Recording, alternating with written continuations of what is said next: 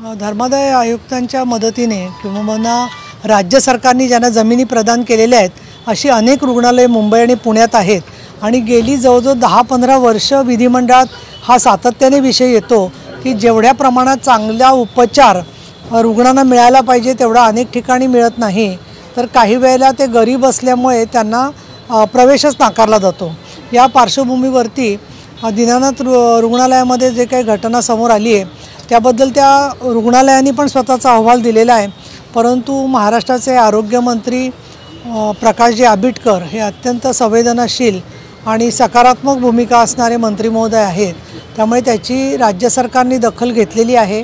अजितदादा पवारांनीही त्याची दखल घेतलेली आहे आणि त्या संदर्भात एक उच्चस्तरीय कमिटी धर्मादाय आयुक्त त्याचबरोबर विविध विभागांचे आरोग्याचे अधिकारी यांच्याबरोबर घेऊन लवकरात लवकर अहवाल द्यायला त्यांनी सांगितलेले आहे। त्या अहवालामध्ये वैद्यकीय हेळसांड काही झाली किंवा काय कुठे नक्की त्यांना नेण्यात आलं होतं, त्याच्यानंतर मृत्यू कशामुळे झाला, त्यांना वेळेवरती उपचार ताबडतोब मिळाले असते तर वैद्यकीय परिस्थिती हाताळता चांगली गेली असती का, त्यांचा जीव वाचला असता का, या सगळ्या मुद्द्यांच्यावरती सरकारच्या अहवालामध्ये चर्चा येईल।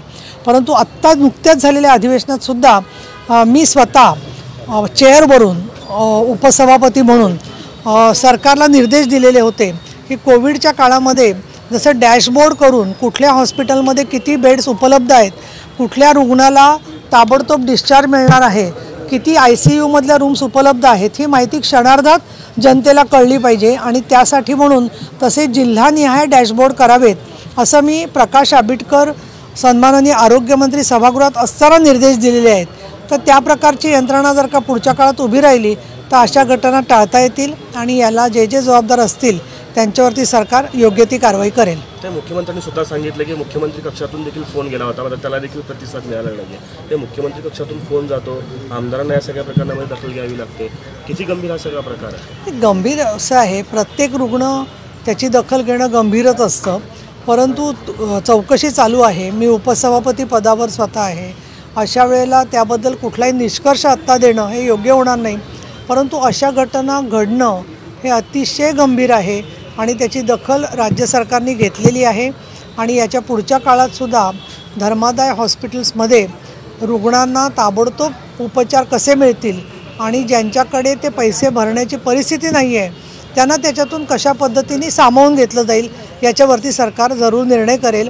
आमच्या विधिमंडळातसुद्धा त्या संदर्भातला एक कक्ष उभा केला जातो आहे आणि त्या कक्षामधून प्रत्येक आमदाराच्या मार्फत ज्या ज्या रुग्णालयांच्यामध्ये काही अडचणी असतील ते सोडवण्याचा सरकारचा प्रयत्न आहे। काही खासगी रुग्णालय आहेत तिथं सर्रास लुटमार होतानाचे अनेक प्रकार दिवसेंदिवस समोर येतात। धर्मादायाच्या रुग्णालयामध्ये असे प्रकार आता समोर येत आहेत। एक वेगळी यंत्रणा या संदर्भात आता कार्यान्वित केली पाहिजे आणि हॉस्पिटलला देखील काही सूचना आपण या माध्यमातून काही आव्हान त्यांना काही विनंती या माध्यमातून करणार आहात? असं आहे, पहिली गोष्ट म्हणजे सर्वच डॉक्टर्स आणि सर्वच रुग्णालयं अगदी रुग्णांच्या विरोधात वागतात असं म्हणणं योग्य नाही आहे।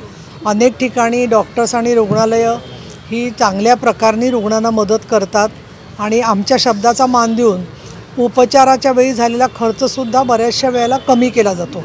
मुख्यमंत्र्यांचा कक्ष असेल, उपमुख्यमंत्र्यांचा कक्ष असेल, यांनी केलेल्या विनंतीचाही आदरच ठेवला जातो आणि अशा वेळेला आपण कोविडमधून जेव्हा बरे झालो तर त्यावेळेला संजीवनी देणारे देव म्हणून आपण डॉक्टर्सकडे पाहिलं होतं।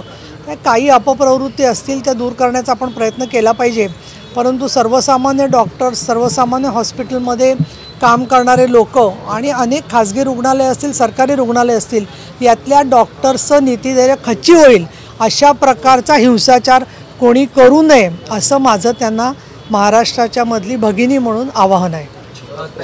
मंगेशकर रुग्णालयाला जागा जी आहे ती करोड रुपयाची जागा आहे, पण 1 रुपयाच्या भाडेकरारावरती दिलेली आहे। कसं पाहता या 1 रुपयाच्या भाडेकरारावरती देखील आता प्रश्नचिन्ह उपस्थित केला जातो, कारण ती जागा करोड रुपयाची आहे। मुळामध्ये असं आहे की अनेक हॉस्पिटल्सना अशा जागा दिलेल्या आहेत, मुंबईमध्ये सुद्धा आहेत। अनेक उभारलेली हॉस्पिटल्सच मुळी सरकारी जागेतून पूर्णपणे मोफतसुद्धा दिलेली आहेत। त्याच्यासाठी नियम असले पाहिजेत, कशा प्रकारनी SOPs असले पाहिजेत। हे पहा, गर्भाशय काढून टाकण्याचा सुद्धा विषय वारंवार येतोय की गरज नसताना काही वेळेला पैशाच्या लोभापोटी ऊसतोड कामगारांची गर्भाशय काढून टाकली जातात, त्याचे आपण SOP केलेत, त्याच्यावर बंधनं आणलेली आहेत। त्यामुळे जिथे गैरफायदा घेतला जातोय, गरज नसताना शस्त्रक्रिया केल्या जात आहेत, औषधं चांगली असतील पण मुद्दाम महागाची औषधं दिली जात आहेत. असे जे गैरप्रकार आहेत ते थांबवण्याचं काम याच्यासाठी म्हणून नक्की मला असं वाटतं की मेडिकल काउन्सिलसुद्धा लक्ष घालेल. परंतु आपण मगाशी आत्ता मी जे सांगितलं की जे चांगले आणि कार्यक्षम पद्धतीने काम करणारे डॉक्टर्स आहेत त्यांच्यासुद्धा समजून घेतलं पाहिजे. प्रत्येकजण त्या धर्मादाय हॉस्पिटलमधला जो आहे तो माणूस जो आहे तो चुकीचाच आहे अशा पद्धतीने आपण आधीच सगळ्यांवर असं शिक्कामोर्तब करू नये असं मला वाटतं. अर्थात याचा अर्थ दीनानाथ असेल किंवा अन्य हॉस्पिटलमध्ये चुकीच्या घटना घडल्या असतील तर आपल्याकडे यंत्रणा आहे. तिकडचे सिव्हिल सर्जन, तिकडचं मुख्य आरोग्य हॉस्पिटल यांची एक कमिटी असते आणि त्या कमिटीमध्ये उपचार झाले की नाही ते पाहिलं जातं आणि जर का अयोग्य गोष्टी झाल्या असतील तर त्याच्याबद्दलसुद्धा कारवाई केली जाते.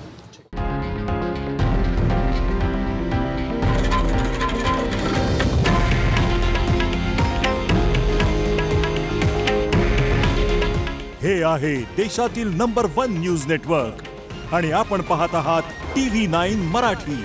काळजी तुमची, हित महाराष्ट्राचं.